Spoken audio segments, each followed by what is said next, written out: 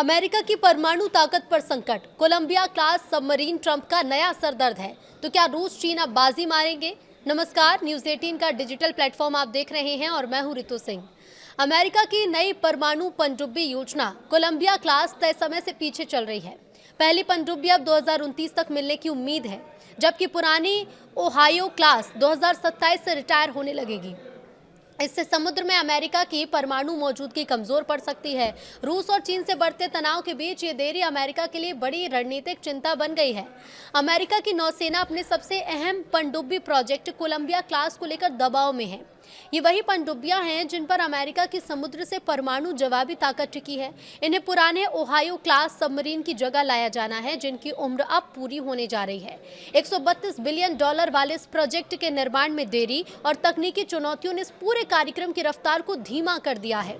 Colombia class की पहली पनडुब्बी यूएसएस डिस्ट्रिक्ट ऑफ कोलंबिया का निर्माण 2021 में शुरू हुआ था। अब ये करीब 60% बन चुकी है, लेकिन इसकी डिलीवरी तय समय से करीब 17 महीने पीछे खिसक गई है।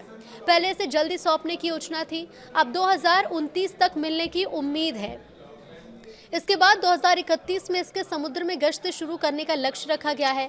अमेरिका के लिए ये देरी चिंता की बात है, क्योंकि ओहायो क्लास की पहली पनडुब्बी 2027 से रिटायर होने लगेगी। अगर नई कोलंबिया क्लास समय पर तैयार नहीं हुई तो अमेरिका की समुद्री परमाणु मौजूदगी में वैक्यूम आ सकता है।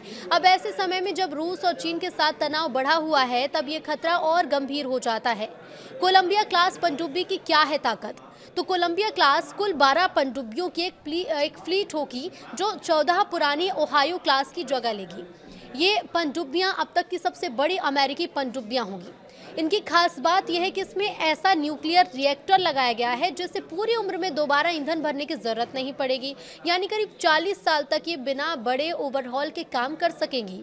हर कोलंबिया क्लास पनडुब्बी में 16 ट्राइडेंट मिसाइलें होंगी, जो कई वारहेड ले जा सकती हैं और दुनिया के किसी भी कोने तक मार सकती हैं। समुद्र की गहराई में छिपे रहने की वजह से इन्हें ढूंढना बहुत मुश्किल होता है।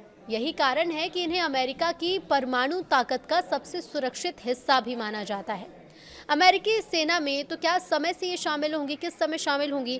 तो डिफेंस वेबसाइट ने अपनी खबर में बताया है कि अमेरिकी सरकार की निगरानी एजेंसियां इस पनडुब्बी के निर्माण पर चेतावनी दे रही हैं। इस कार्यक्रम में लागत बढ़ रही है और समय सीमा बार बार आगे बढ़ रही है। जहाज बनाने वाले कारखानों में कुशल कर्मचारियों की कुछ कमी है। जटिल तकनीक और सप्लाई से जुड़ी दिक्कतें इसकी बड़ी वजह है।